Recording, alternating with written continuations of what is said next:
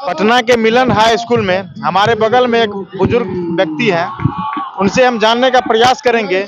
जदयू जो बोल रही है, जो जदयू जो आजकल जो है ना, ये सीता माँ के बारे में जो कुछ कुछ टिप्पणी कर रहे हैं, उनके बारे में आप क्या बोलेंगे? ये तो जदयू के लोग जो सीता माँ के प्रति टिप्पणी कर रहे हैं, उनके बारे में आप क्या विचार बनता है? ये राम के मंदिर का ही आस्था है कि माता सीता के बारे में जदयू के लोग बोल रहे हैं, मगर शायद जदयू के लोग भूल गए हैं कि अयोध्या में रामलला का मंदिर का उद्घाटन हो रहा है, उसकी प्राण प्रतिष्ठा हो रही है। और शायद राम जी के जन्म के बाद सीता माँ का उद्गम हुआ था। राम जब अयोध्या में जन्म लिए थे, उसके बाद वो उद्गम स्थान है जिसकी जदयू के लोग बात कर रहे हैं। तभी तो रामलला विराजेंगे, आएंगे, राम बड़े होंगे। सीता मैया के लिए भी नरेंद्र मोदी ने अपना काम कर दिया है। एक सीता माँ के लिए, पुनौरा धाम के उद्धार के लिए एक कमिटी कामेश्वर चौपाल जी के नेतृत्व में बनी हुई है, जो कि वहां रिसर्च का काम कर रही है। नरेंद्र मोदी जी कोई भी काम ऐसा करते हैं जहां कोई विरोधी भी विरोध ना कर सके। चूंकि सीता माता जी के उद्गम स्थान के बारे में ही लोग अभी कंफर्म नहीं है कि उनका उद्गम स्थान कहाँ हुआ था। वो बिहार के पुनौरा में हुआ था कि जनकपुर में हुआ था, जनक धाम में हुआ था। इस चीज को रिसर्च के माध्यम से जब स्पष्ट रूप से भारत सरकार ये जान लेगी उनका उद्गम स्थान कहाँ था, तो यहाँ रामलला विराज रहे हैं, वहां उद्गम स्थान पे मैया सीता भी विराजेंगी। जदयू के लोग चूंकि पढ़ते लिखते नहीं है, इसलिए राम के विरोध में कि हम भी कुछ करने वाले हैं, सीता को उठा रहे हैं। तो नकल करने के लिए भी अकल की जरूरत होती है। क्या जिस तरह से उत्तर प्रदेश में राम मंदिर बना है, बिहार में भी सीता माँ का मंदिर बनेगा? एकदम सीता माता के मंदिर के लिए काम चल रहा है। यही तो मैं बताना चाह रहा हूँ कि प्रधानमंत्री जी ने एक कमेटी बनाई हुई है जिसका कार्यक्रम हुआ था। उस कार्यक्रम के अध्यक्ष कामेश्वर चौपाल जी हैं। उनके लोकसभा के स्पीकर रहे उस समय के। जो आस्था में रहेगा वही काम करेगा। तो लोकसभा के उनके जो थे, उनको रिटायर्ड आईएएस को भी उस कमेटी में जोड़ा गया है। ये टोटल रिसर्च का काम है।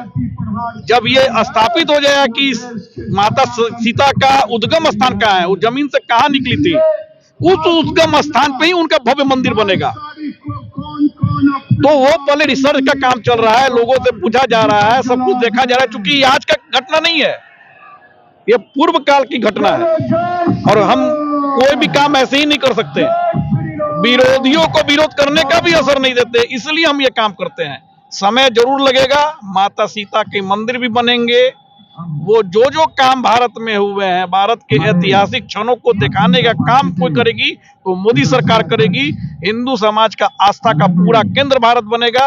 विश्व में रहने वाले जितने भी हिंदू हैं, और हिंदू कहने का मतलब हिंदुज्म में ये है, वसुधैव कुटुंबकम, विश्व हमारा परिवार है। भारत में रहने वाले जितने भी समाज के लोग हैं, एक दिन उनको हिंदुज्म में ही आना पड़ेगा, हिंदू आस्था में ही आना पड़ेगा। वही दिख रहा है विदेश। हाँ बताइए, क्या भारत विश्व गुरु फिर से बनेगा? भारत विश्व गुरु है। विश्व गुरु बनने के लिए हमको कोई गोले बारूद नहीं चलाने पड़ते हैं। भारत भी विश्व गुरु अपने आचरण से था, अपनी बौद्धिकता से था। हम जो यहाँ दिए, आप बताइए कि यहाँ जो भी हमारे पूर्वज हुए, जिन्होंने पतंजलि ने आयुर्वेद का किया, उपचार यहीं से किया, भले विदेशी ले जाके नकल करते हैं। भारत में मैथोलॉजी के हिसाब से इतनी घटनाएं घटी हैं कि उसको अगर हम रिसर्च करें तो यहीं पे एक व्यक्ति का सर काट के और किसी जानवर का सर जोड़ दिया जाता है। आज इसके उदाहरण हमारे गणेश जी हैं। हमारे यहाँ ऐसे ऐसे ऋषि मुनि हुए हैं। आज गणना जो भी हम करते हैं उसकी गणना है। हम जब हनुमान चालीसा गाते हैं तो उसमें सूर्य की रोशनी पृथ्वी से कितनी दूरी है उसका भी है। चूंकि हमारे लोगों को ज्ञान की कमी है, इसलिए हम समझ नहीं पाते हैं और विदेशी के ऊपर ही ज्ञान पे हम घमंड करते हैं। इसलिए हमको अपना अध्ययन बनाना पड़ेगा। हमको पढ़ना पड़ेगा, हमारे ग्रंथों को पढ़ना पड़ेगा। हमारे 4 जो ग्रंथ हैं, पुराण हैं, उनको पढ़ना पड़ेगा। और अपने जिस दिन हम अपने धर्म पर, अपने पूजा पद्धति पे, अपने पूर्वजों पे विश्वास करेंगे, वैसे वैसे हमारा सब कुछ बढ़ता चला जाएगा। भारत कल भी विश्व गुरु था, आज भी विश्व गुरु है, आज भी मार्गदर्शन कर रहा है। कोरोना काल में हम वैक्सीन दिए, विश्व को दिए, उसके लिए कोई पैसा नहीं लिए, क्योंकि हम मानवता की पूजा करने वाले लोग हैं। हम नदी प्रकृति की पूजा करने वाले लोग हैं। हमारे लिए कोई पहाड़ की हम पूजा करते हैं, इसलिए हमारा आस्था अपना ये है, यही हिंदुइज्म है, यही हिंदुत्व है।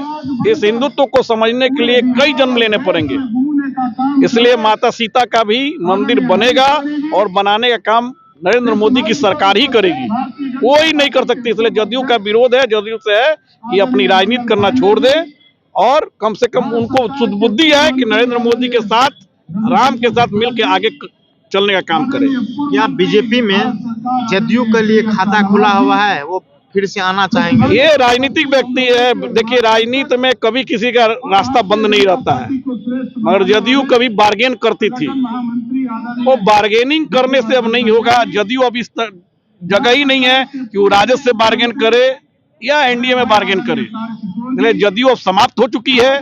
जदयू का कोई वजूद नहीं है, जदयू अपने अस्तित्व की अंतिम लड़ाई लड़ रही है। इसलिए तो आज उनके राष्ट्रीय अध्यक्ष को हटा के माननीय मुख्यमंत्री को कब्जे में लेना पड़ा। उनको तो डर था कि मेरी पार्टी कब खत्म हो जाएगी, बिक जाएगी। इसलिए नीतीश जी तो अब अपने वो ये में है कि जदयू को जिंदा रखे, जदयू का अस्तित्व अब खत्म होने वाला है। या 2025 विधानसभा चुनाव में बीजेपी पूर्ण बहुमत से सरकार बनाएगी?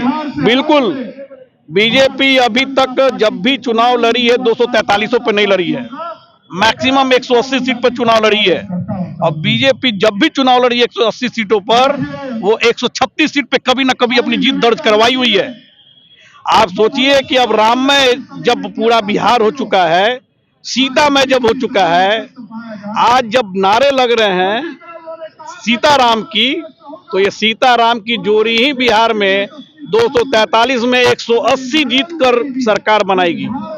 अब हमारी लड़ाई जदयू से नहीं है, अब हमारी कांग्रेस का वजूद खत्म हो चुका है, हमारी लड़ाई तो राजद से है। और राजद के लोग भी अब जो उनके वोटर थे वो जान गए हैं कि वो कृष्ण को जो आजाद नहीं करवा सकता, वो क्या किसी को सम्मान दिवा पाएगा। इसलिए कृष्ण जन्मभूमि की भी लड़ाई भारतीय जनता पार्टी को लड़नी पड़ेगी, क्योंकि कृष्ण भी हमारे थे।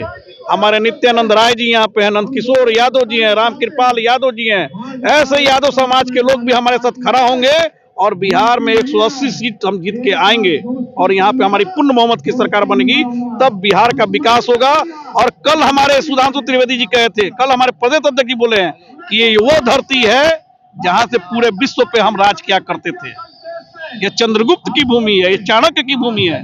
तो बिहार में जब पूर्ण बहुमत की सरकार बनेगी तो बिहार भी अपनी ताकत दिखाएगा, और कालांतर में जब हमने राज किया यहाँ से, तो आने वाले भविष्य में भी हम यहाँ से राज करेंगे, ये पूरा स्पष्ट है। भारत के लोग ज्ञानी हैं, मेहनती हैं और परिश्रम करते हैं, उसमें कभी पीछे नहीं हटते हैं। 2025 लोकसभा चुनाव में बिहार पूर्ण बहुमत से सरकार बनाएगी, यहाँ के लोगों का कहना है। आप लोग का क्या कहना है? अपना राय कमेंट बॉक्स में डालिएगा। हम लोग मिलेंगे नेक्स्ट वीडियो में, तब तक के लिए जय हिंद।